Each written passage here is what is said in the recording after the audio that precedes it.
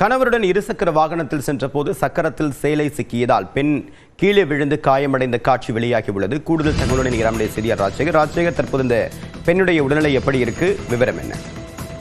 தேவபிரியன் திருவாரூர் மாவட்டம் Manakkal main road பகுதியைச் சேர்ந்தவர் குமார். இவருடைய மனைவி கீதா திருவாரூரில் உள்ள பிரபல துணிக்கடையில் வேலை பார்த்து வருகிறார். இந்த நிலையில வழக்கம் போல் நேற்று காலை அவர் திருவாரூரில் உள்ள துணிக்கடைக்கு பணிக்கு செல்வதற்காக தனது கணவர் குமாரின் இருசக்கர வாகனத்தில் வீட்டில் இருந்து புறப்பட்டு திருவாரூரில் இருந்து கும்பகோணம் நோக்கி செல்லும் சாலையில் சென்றுள்ளார். அப்போது இருசக்கர வாகனம் வடகண்டம் பாலம் அருகில் சென்று கொண்டிருந்த பொழுது கீதாவின் சேலை என்பது இருசக்கர வாகனத்தில் பின் சக்கரத்தில் சிக்கியதால் அவர் நிலை தடுமாறி இருசக்கர வாகனம் சென்று கொண்டிருந்த பொழுது சாலையில் விழுந்திருக்கிறார்.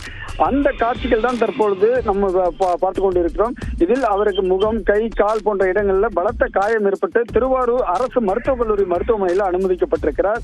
அவருக்கு அங்கு தீவிர சிகிச்சை என்பது அளிக்கப்பட்டு வருகிறது. இது சம்பந்தமாக பார்த்தீங்கன்னா குடவாசல் போலீசார் விசாரணை என்பதை மேற்கொண்டு வருகின்றனர்.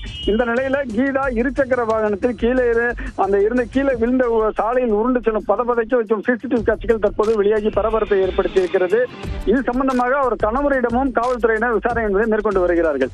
தேவபிரியன், விரிவான தகவலுக்கு நன்றி ராஜசேகர்.